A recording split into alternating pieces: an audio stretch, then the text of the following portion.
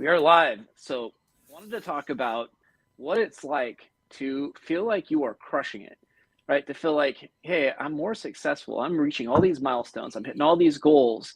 And yet, why do I feel so empty and dissatisfied?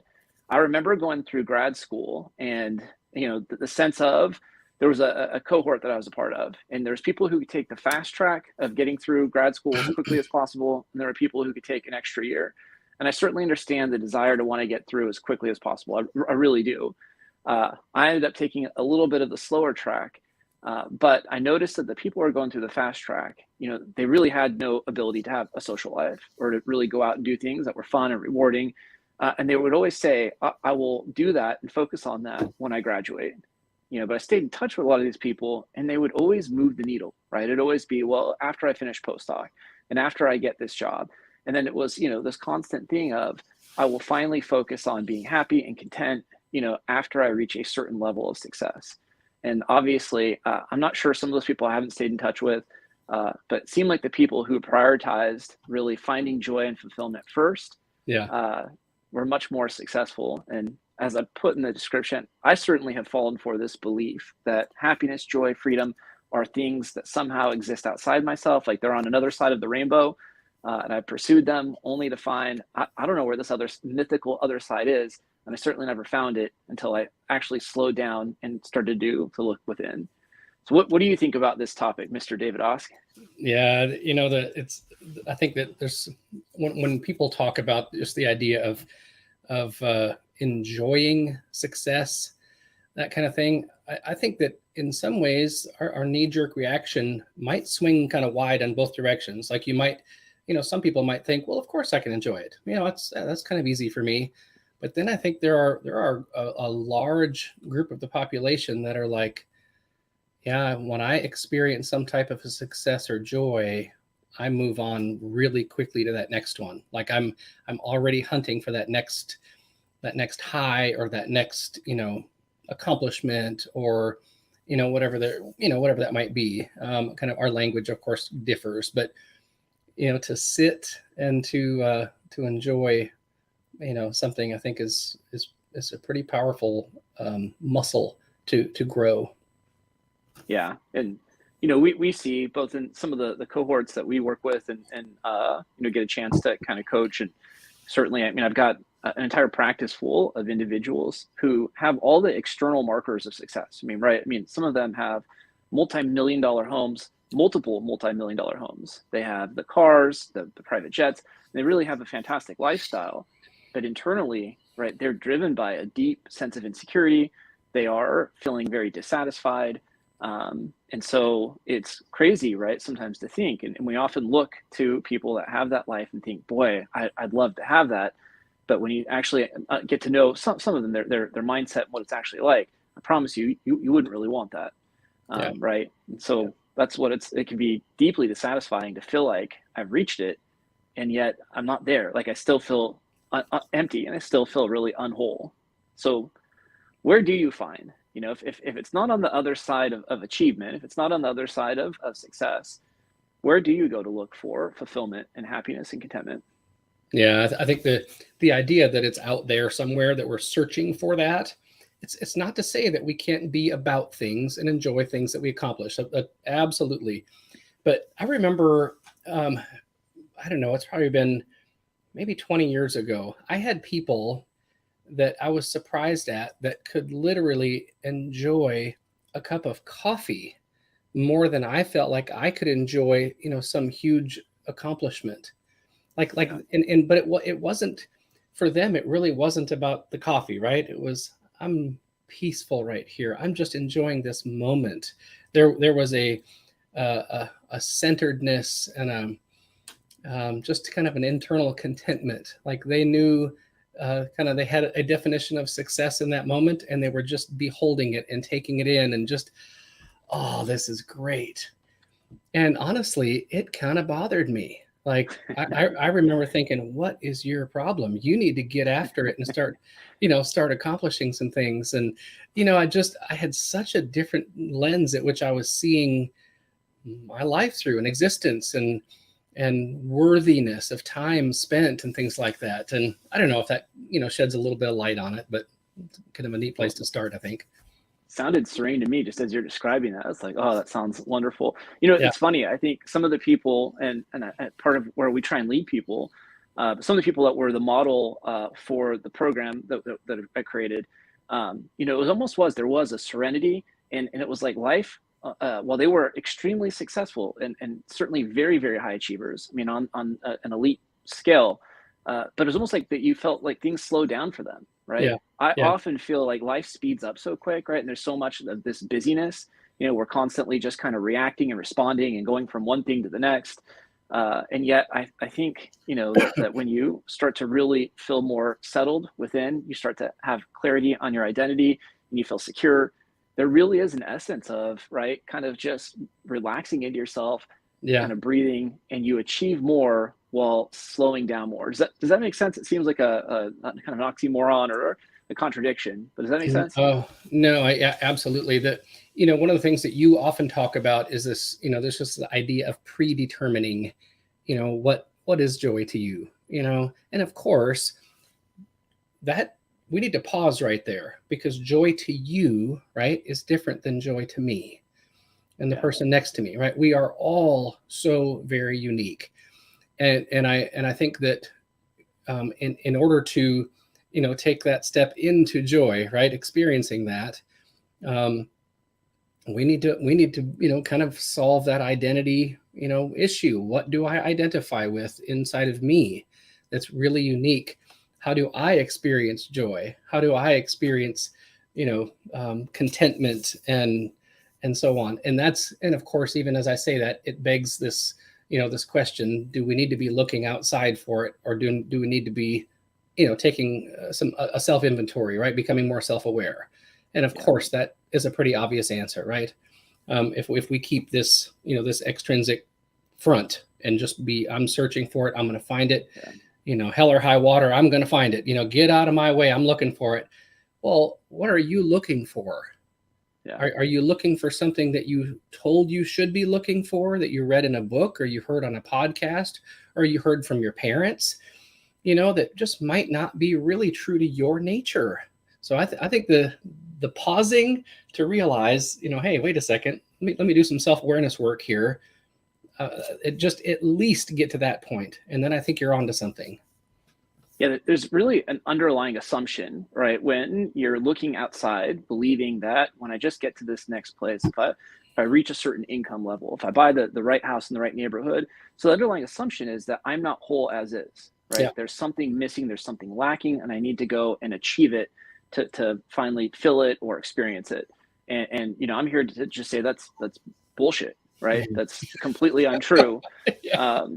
You are whole as is. Now, do you need to accept that? Do you need to believe that? Absolutely, right? Might you need a framework to help you believe that, just to understand where your wholeness comes from? For sure. But you have everything, right? Anybody that's listening to this, and maybe I'm saying this partly to myself too, but we have everything that we need within us currently, right? To go out there and be whole and to have our greatest success and fulfillment. And that may not be the greatest success, might be, income related. But ultimately, it's not the income that produces it, right? I love Mihaly Csikszentmihalyi. We've talked about kind of flow state and his studies on happiness, and he found that people have their highest peak levels of happiness and their highest level of performance, right, where they perform, self-actualize their greatest potential. Yeah. But it's not so much about the destinations, right, that they reach. It's who they are becoming along the journey, right? They are stretching themselves as people to become more, to develop strengths and character. And in that process, right, we experience such incredible joy and fulfillment in those rewards. So to kind of circle back to the beginning here, you teed up a comment there with regards to, here we are in, land of the free, home of the brave, right? You can, in general, do and kind of become anybody you want, that kind of thing, right? Yep. There's a lot of freedom here to explore and build a life. So you use the phrase, I have the markers of success, but I don't feel like it. So I'll be honest, you actually used that phrase a couple of days ago, and it just nailed me. Part of it is because I think I'm further along in the self-awareness journey. And so therefore I've identified things that are meaningful to me so I can take great pleasure in those things, right? But I'll be honest with you, I spent most of my life, looking to become somebody, or at the very least, at least not be a nobody. So it was like, what accomplishments can I, add up, to my list, right? So that at least people won't think that David Osk is a complete failure. I mean, really, that is absolutely where I was. But I wasn't necessarily aware of that, right? I'm just rolling, knocking things down, accomplishing some things, but at the same time failing quite often as well, and really stumbling and falling down. The interesting paradigm shift, though, is that, you talked about the journey. I love that phrase. And honestly, I like the term like quest, instead of looking, and not quest as in I'm looking for something, but just like this epic quest, like you're in an adventure. Yeah. So instead of having this idea that I'm still searching, right? No, I'm just experiencing, these different days inside of that, that epic journey. And while at the same time being fully present in my head and my heart, and bringing those things that describe me, right? We've talked about this. If anybody who's listened to any of our lives, right? Some of the things that I've identified that describe me. I love the word inspiration, right? My relationship with God means everything to me. Yeah. I like people. I mean, I love people. I don't care what you're doing, what you're up to. I want to hear about it. I just love people. I really do. Yep. And, I want to make an impact. And one of the, in part of your program, right, we try to narrow down our core values, right? My core values that's different from you to 5. Well, I chose 6 just because I'm kind of a rebel. But one of them was, one of those is beauty. And not only can I enjoy the beauty that's in me, right?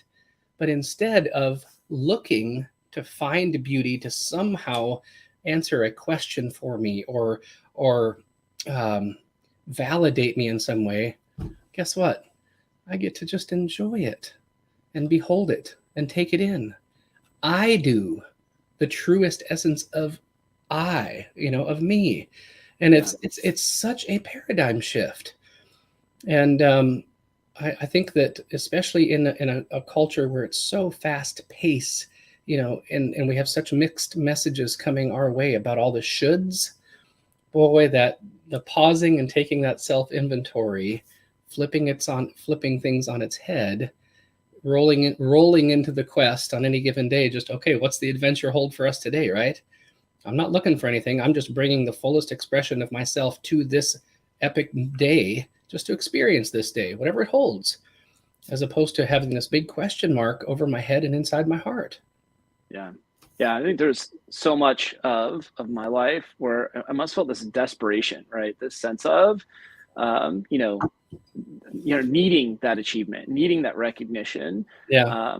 That's just really a dissatisfying place to be. And the problem is that when I'm extrinsically motivated, right? And it wasn't like I consciously chose, it would be really great. Let me be motivated by things completely out of myself that I don't always have, control over.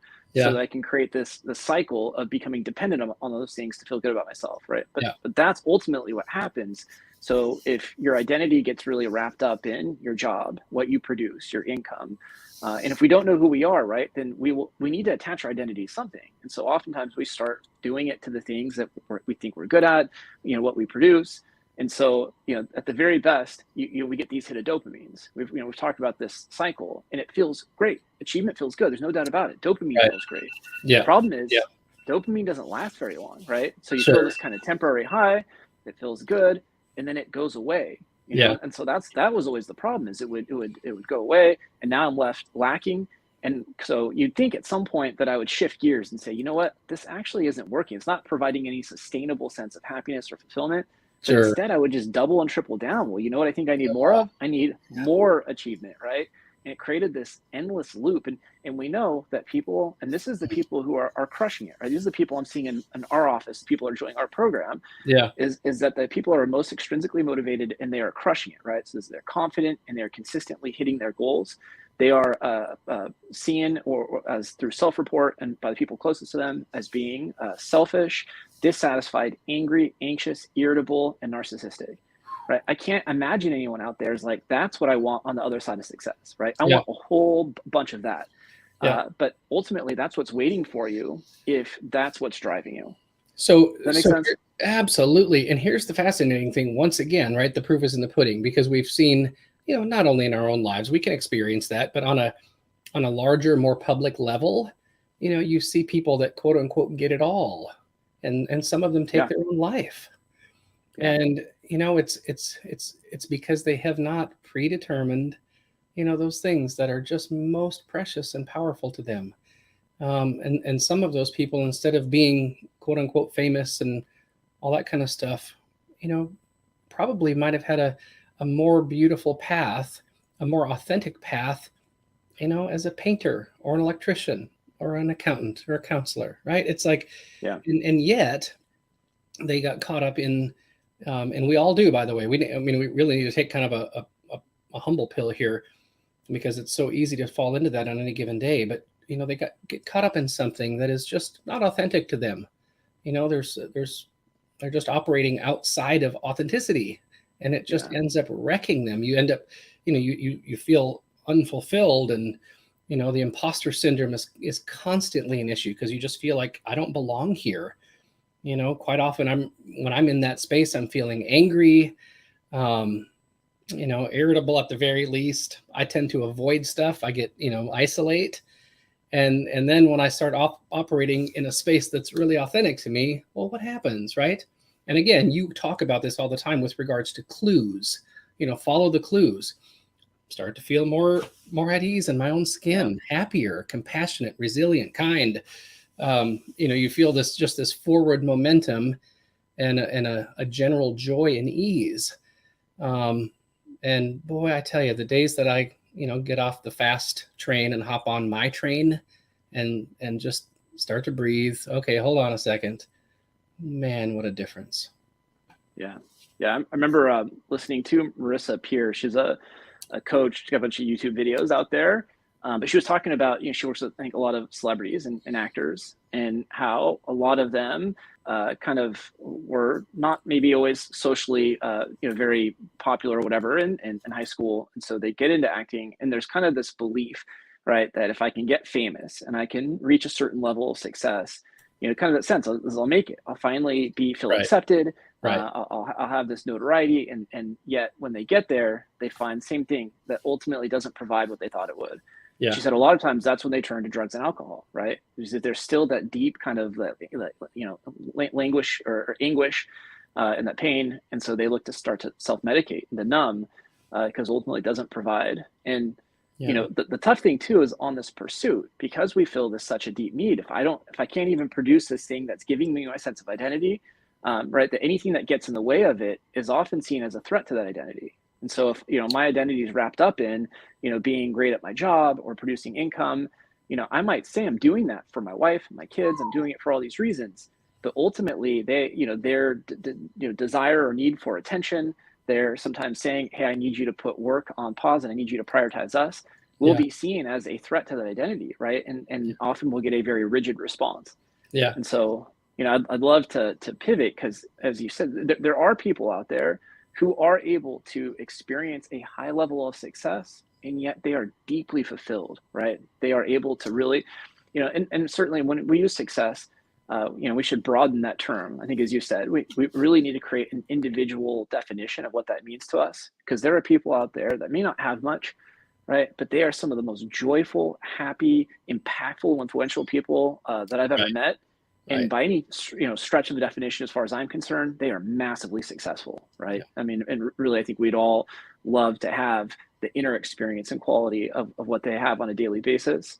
But I have known people that also do experience significant financial and career success, but they have amazing marriages, right? They are every day filled with a deep sense of joy, and they're led by autonomy. There's a sense, right, that the things that they are doing are not addicted. I need this and I need to constantly be achieving more. It's like, I make money and I'm successful doing something that I absolutely love, that fills me up with a sense of purpose, that has great impact, right? like that's what I think we all really are searching for. And so how do we help people to start to figure out how to get there? Oh man, yeah, that's why I feel like, obviously, when I went through your course a couple of years ago, that was, I mean, the start of just of drilling, what I thought was the basement, right? And then getting to the cellar, and then starting to kind of, dip my toe in the water in those areas that I'll be honest, kind of thought were there. And I just, assigned a meaning to those places in me, so assigned language to that, and then started dipping my toe in the water. And I was like, okay, that felt kind of good. And the response, right, that I get from people was like, thanks, Osk. That was awesome. That felt great. Yep. And so I think at the very least, right, to have a guide, to have someone to, kind of quote unquote hold your hand, to usher you into that space in your life, so that what? So that you can answer those questions for yourself. But again, you need to have the right questions. And that's where, again, where your blueprint program is just so effective, not only for, by the way, internal culture here, right? But then of course helping that same, person enter a workspace and have a beautiful internal culture, thus spreading that same culture throughout their organization. And that could be, that really goes for families or businesses or anything for that matter, whatever organization it is. Yeah. But man, when I know those things that light me up, I know it motivates me. I know the impact that I want to have. You've heard me say I'm stealing it from somebody else, that dent in the universe thing, right? But the David Osk shaped dent, when I see the dent and it has my signature on it, right? That feels really stinking good. Yeah. And as opposed to having a generic sense of just, hey, be a nice guy, do nice things. Well, anybody can, make a meal for somebody or mow your neighbor's lawn and, just do nice things. And I do some of those things. That's fine. At the same time, the stuff of life that just causes your energy to go crazy and you're like, holy cow, I can't even sleep tonight. Well, what's that about? That's because I acted in a way that was so unique to me. I got to the cellar. Really, it's almost, flipped on its head here. It's like you got to go deep in order to find that, that place in you that's at the top. And man, when you start acting in alignment with those things you've identified, then life just starts to get really interesting. And by the way, too, this is not a picture of perfection. We are human.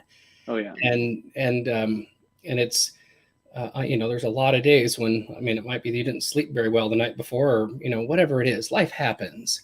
But at the same time, I've noticed such a shift in myself from several years ago to where I'm at now, just in my ability to experience joy, let alone have a really clear understanding of where it's found for me. And by the way, here's something else I just want to bring up, money. I heard our financial counselor say one time, it's kind of close to air, try to live without it. Right. So there's a lot of folks, right? If you're in a situation where, you're having a hard time just paying the bills, right? That's a tough place to be. So I just want to acknowledge that if you're in a season of life where you're struggling, and I've been there, it's really hard to be, okay, I'm going to start working on me and finding joy when there's a fire that needs to be put out, that kind of thing. So let's put that in perspective here as well. But at the same time, again, back to your initial, kind of thesis of today's conversation with regards to, I feel generally, or I have the markers of success, but I don't feel like it. Well, there's some work that needs to be done there. Yeah. Really, we kind of talk about going from the inside out, right? I think so much of, what we see glorified and what gets focused on is kind of focusing on the outside in, right? I want what my neighbor has. I want, to get that newer, nicer car, these things, and that those things actually produce happiness, which of course we don't. I think we covered that. So we call it the inner size, right? Going in and taking the time. I saw someone posted today. I don't remember who it was, but it was, I don't know if that's the current president of the APA. To be honest with you, I don't even know who the president of the APA is. I probably should. American Psychological Association. But he said something about swimming in the shallow end of the pool and going to the deep end. He said, we often think there's nobody in the deep end, right? But if we're willing to go and to really, kind of dive down and do that work, we'll find that there are actually more people there and that it's so much more satisfying. Right? It's funny. I remember for much of my life, I'm someone that loves to swim in the deep end of the pool, right? And I think there are certain people that I've really wanted to connect with that have a huge social presence in my area.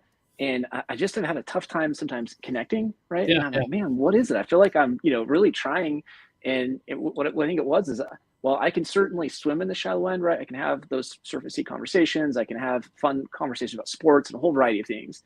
But that's just not where I thrive, right? That is in no means, I'm not comfortable staying there. And so I like to go deep. And I guess I just bring that up because those are some of those things for me that bring me fulfillment, right? And when I try and act in ways that are out of alignment with who I am, ultimately I'm uncomfortable. I am like a fish out of water, and I'm trying to thrive in an area, right, that's not authentic, it's not unique, it's not autonomous. And so the more that we're able to really define, these are the things that really are a great use of my strengths. These are the things that align with my values, right? These are the things that feel like they have impact that matter. And you're choosing them, right? Not because of what they produce, but because you feel like they are self-enriching, right? Not only will you find great fulfillment in that, but it's really where you're going to find your greatest success. Does that make sense? Absolutely. And I as you were saying that, it's important to make the distinction, like we're not a human doing, we're a human being, right? So the types of activities need to stand on their own, but the types of conversations, the relationships, they also need to stand on their own. Like there are things that I like to participate in, golfing and just, kind of fun stuff like that, or even, building something. At the same time, there are types of conversations that are more fulfilling to me, like you said, right? If you get me into a, Buffalo Wild Wings and, talking about, sports, I can hang for a little while, but I don't necessarily enjoy that. And I'm with you. Like I like to jump into the deep end of the pool. I love to hear how people think. I love ideas. I love, getting behind ideas and, moving the needle and all that kind of stuff. And again, I think much of my life I've done that type of thing. But to now have identified, right, to get really crystal clear certainty or radical certainty on those things that describe me, well, holy smokes, I feel like I've just unhitched the plow and I'm running, and it feels really, really great. So the distinctions as far as, mind, body, and spirit, and just letting those things stand on their own, I think it's really healthy to kind of just, separate them and look at them. Yeah. It's interesting. I know you had made that comment about the dent size shape in the world. So I don't know if anyone out there knows who said it. You comment on it, but it's interesting. The person who said it was Steve Jobs. Right. And so, here's someone that by all means certainly created a massive impact in the world with what he did with Apple, but in his own self-reflection, right, really felt very discontent with the fact that he didn't focus and prioritize more of his own personal health and his own family relationships. And so there was a deep dissatisfaction, right, and longing. I think he didn't treat people and some of the people that he cared about the most in ways that were consistent. So it's just fascinating, right? I mean, sometimes even the icons in these people, I think who we put on the pedestal is important, right? Recognizing who are those people. For me, and I think for you, like that starts with God, so we don't put any person above that. And I strive even with, the people that we call authentic exemplars to make sure that they are a person of great character, right? That the people that I'm doing business with, I've prioritized now instead of, whether or not they're the flashiest name or whether or not they have the greatest skill set, they have character, right? Like bottom line, do I trust them? So if I don't trust them, I don't care how good they are. There's no foundation for working on that. So, I think there's just certain factors, right? When you start being able to prioritize, like these things matter, some things matter more than others. Your core values have a disproportionate amount of impact and importance and significance to you. And so when you're focused on those things and that's what's driving your daily actions and your relationships, you're going to feel alive. You're going to feel resilient. You're going to feel on fire, right? Versus the existential ADD when we're constantly getting pulled, reading the news cycle, getting caught up in, the neighborhood drama or something like that, right? Reading online social media. And all of a sudden my mind is flooded with stuff that really doesn't matter. It's totally insignificant. And yet I've, who knows how much time I spent on it, anywhere from 5 minutes to an hour. worried about whether or not I'm taking my family on enough vacations because I just saw my neighbor, right, is going on the 10th vacation of the year. Yeah, And yeah, so, the more that I can keep coming back to, no, these are the things that matter most, right? These, and how do I keep that before? Like, that's the biggest challenge because, even in the work that we do, how do you keep in the forefront of your mind, yeah. those things that have such great value? How do you keep in the forefront of your mind your purpose, your impact, so that they're guiding how you relate moment to moment, right, with the people that you care about and the causes? Yeah, I remember one of the exercises in your program, is just to write a simple, purpose statement or mission statement, and I kind of like the word declaration because it's, a lot of times even throughout the day, I just need to stop and wait a second, you know, whatever's going on, I just feel overwhelmed, whatever it is. It's like no, I'm going to declare, right? I am here, whether we're thought or music, right? I'm a singer as well. I will inspire people, right, to breathe life into. That's what that means, for them to become the most fulfilled and finest versions of themselves. I mean, that is exactly what I've kind of been about my whole life. And now to have more tools in my belt, to help people do that is incredibly fulfilling. You can feel it, right? I mean, I've had the great privilege of getting a chance to not just do some work with you, but spend time with you, spend time with your family, to watch you interact with other people. And you can see when you are in that zone and you're inspiring people, right? And you're doing, I mean, like, man, you come to life in a way that's really fun. I mean, I think I've said sometimes, I'm like, I know you talk about going through my program, but when I watch you doing that, I'm like, I need to go through his program, And so I think there really is a sense when you see someone and they're operating in that place of deep authenticity and fulfillment, they're connected to what points true north to them, right? And that thing's not constantly changing. It's not, or from environment to environment, it shifts depending on who I'm with. It's like, no, there's just certain things that remain true no matter what, and stay connected to those things. And you will feel it. You'll feel it personally. You'll feel when you're around someone that's heading true north. And it is intoxicating. It is also incredibly settling and peaceful, right? And it's what I wish. When you start to operate in that place, right, and then you start leading your family from that place, you start leading your business from that place, it has this amazing ripple effect. And that's really what I think we're so committed to, because we believe that ultimately, this at scale will change the world, right? We'll make a massive. Yeah. And I think, what I said earlier about the adventure, right? It's then I'm no longer, just desperate hunting for something. It's like, no, I know what tools are in my belt. I feel really, really, adequate. Yeah. And I get to look up and be like, okay, what's around this tree, right? What's over that hill? Like, then it becomes wonder and exploration as opposed to a desperate search for, please somebody tell me who I am. But anyway, this is such an amazing topic today. Golly, I love this. Yeah. If anybody has questions or comments or anything like that, right? I mean, I always love seeing, we're not saying we have a monopoly on this, right? I always love seeing what other people do and how they approach this. Yeah. We certainly have a framework that we know has worked. And it's amazing when you start to find fulfillment internally, and then that gets then projected outward on what you do and how you relate to people. It's just a game changer. So, we love helping people to discover those things that point true north in and for them. So appreciate, everybody's feedback and comments. A lot of times I get messages sometimes that come in private and direct, and mail, and man, it just really is. It's just fun to see some of the conversations that we have and just how people react to it. Right. So that's great. Yeah. All right, my man. Wishing everyone all the right type of successes. Right. I'll finish with this, because this was said, I don't remember if it was in our conversation. I think it was in a conversation we were having earlier this week. But I noticed that a lot of high achievers, right, feel this burden of responsibility. There's a sense that they are omni-responsible, right? They always feel they take on ownership and responsibility. But I think when you start shifting and you take ownership of the right things, that sense of responsibility will not feel like a giant weight or millstone or burden around your neck, right? It will start to feel joyful. You'll feel actually free while also taking on greater responsibility. And so if you feel this burden of responsibility just suffocating you and exhausting you, I think you're taking responsibility for things that you might want to let go of and release, and choose to start to take responsibility for the things that actually matter most. Good word. All right, my man. Have a great week.